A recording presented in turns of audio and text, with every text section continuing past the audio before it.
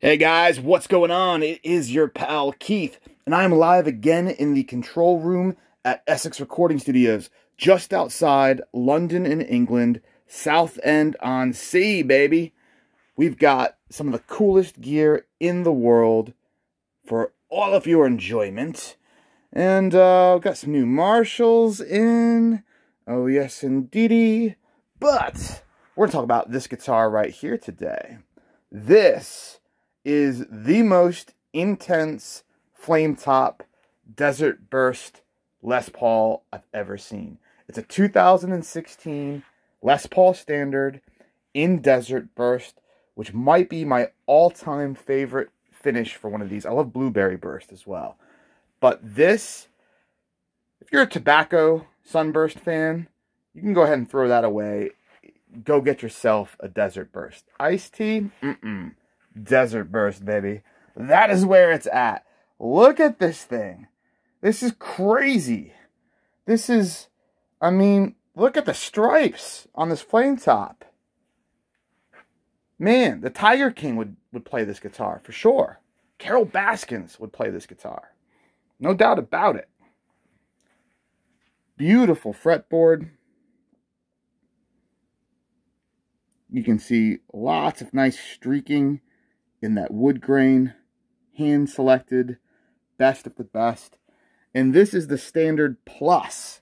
So the Plus gets, oh yes, our little spaceships here all around our push-pull pots.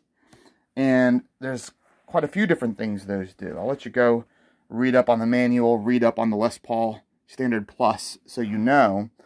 But the flame tops that came out with the very, very best finishes, and look at the factory photo there even. The ones that came out with the very best finishes were called Pluses. This, in my opinion, is like what Paul Reed Smith does for 10 tops. You know, if they get a really good flame top, they go and they scribble a little 10 on the back of the headstock, and now you know, ooh, it's a good one. Well, Gibson goes a step further. So yes, it gets the Standard Plus. That's what that P is right there after the STD. So yes, you get the Plus designation. That's like your 10 top. But then you also, they go ahead and give it capabilities that the normal Standard doesn't get. And I like that. That's going a step above and beyond. The hardware is in great shape. This guitar has had very little use. I don't recognize these signatures. Maybe you guys do. There's your inspection. There's your packer, Mr. TM. The inspector has a very nice handwriting. Looks like the James Bowden or something like that. I don't know. You make it out. You tell me what you think that signature is. Case is beautiful. Everything about this guitar is beautiful. Let's go ahead and take it out. We'll take it out, spin it around. Ooh, and this is nice too. It's a dark back. Wow. So it's got a very deep, dark, kind of brown finish, as you can see. A few fingerprint smudges. See here. On the back, there's like a real small little ding right there. And one there. I mean, that's in the lacquer. It's not through the wood or anything like that. Again, pardon my fingerprints on here. They get quite vibrant underneath these bright studio lights. Ah, and I forgot to mention, not only do you get the push-pull pots, you get the Grover locking tuners. You get better tuners on this model. And I love the painted dark back. It really, really distinguishes it from a normal Les Paul. But this is where you really make your money. And it does come with the cream pick guard that matches the hardware. But I think, personally, it would be a sin, a hell-worthy sin, to drill a pick guard into this beautiful finish. Why would you want to hide it? Me, personally, I'm not a huge fan of the cream and off-white plastics. I think black would look really cool with this. But that's just my personal opinion. You do what you want. It'll be your guitar, because it is going to be for sale on our website, EssexRecordingStudios.com, and on Reverb.com, our good friends Reverb. We love those guys. The whole team and family behind Reverb are awesome, awesome people. They really work hard to make an awesome platform for musicians, for instruments. You know, eBay is one thing, but Reverb is just a whole another level. And if you were ever concerned about buying from foreign countries or anything like that, sometimes I get it with eBay and PayPal and stuff like that. Just do Reverb, guys. Reverb is awesome. You've got nothing to worry about. Yeah, anyway, so it will be there, but it's also, you know, James brought it here to the studio, and the reason why we have all these cool mic pre's and channel strips and, you know, guitar amps and cabs. Ooh, let me show you some cabs. You know, I already showed you those amps. Let me show you a few cabs we've got laying around. Because the reason why we get all this cool stuff like this Gibson is because, ooh, there's some cool cabs. Zakk Wylde's personal guitar, played at London.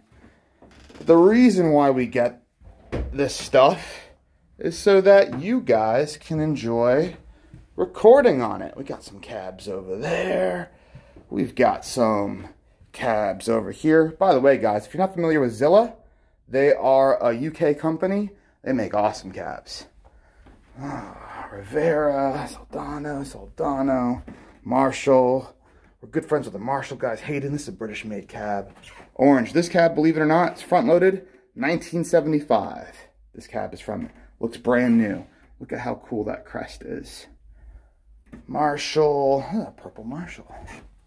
Ah, so we got cool gear for all of you guys to record with. That's why we bring in all these special guitars. There's a Paul Reed Smith, Speak of the Devil. Yeah, that's the deal. Megadeth drum kit in there. How cool is that neon sign? Love it. And I'll even give you a little sneak peek of the cabs in here. I don't know how we got into this crazy guitar cab conversation, but yes, we got a VHT over there. Another Soldano cab. This came from Orange's headquarters. This is made in the UK. It is built like a tank. Iggy Pop's bass players, Ampeg fridge, a different, that's totally custom and different. You got 4 and 15 down there. This is a limited edition cab there from 95. They made 200 of these. Hand wound. Yes, lots of good stuff. Lots of cool Mesa cabs. So we've got good gear, everybody. We have it so that you guys can enjoy it. Ooh, we're back in the control room almost. And if you're wondering what's up with this awesome, crazy layout, this is 17 former radio stations were here. In fact, I think there's a sign, Essex Radio. Yes, this was the headquarters for Global Radio, Essex Radio, a lot of different things. But we're doing this so that you guys can come and make awesome music with us and have the very, very best gear. And when it comes to guitars, it doesn't really get better than this, guys. You take something like this guitar, plug it in through one of these heads, through one of those cabs in that room I just showed you, and you're going to be sounding awesome when James does his magic through this desk and these barefoot monitors. Oh yes, or these atomic monitors. Can't wait to get the stands for these. These actually have our name on the badge. Great company. Anyway, thought I'd give you a little tour and spice things up for this video. Thanks for sticking around, everybody. Enjoy the weekend. I hope COVID isn't kicking your ass too much. It's getting kind of crazy over here. We were looking forward to a bunch of live shows, and then unfortunately we had to dial everything back. The government said nothing open past 10, and nothing more with groups of 6 or less. So that's it. That's the way it goes, guys. We'll get through it though, and there'll be plenty of guitar videos and other videos coming from us to keep you busy. And like I said in the last video, we might actually be taking over a venue. Unfortunately, a lot of venues, pubs, you know, a lot of great places are closing, and we've had one really well-known one in the community reach out to us, and we're going to try and rescue it and keep it going. So I'll keep you posted on that, everybody. Cool. I got to run. Make sure you follow us on all the socials at Essex Recording Studios. That's Instagram, Facebook, Twitter. We don't do MySpace. Does anybody do MySpace? I don't think so. All right. I'm outie. Catch y'all later.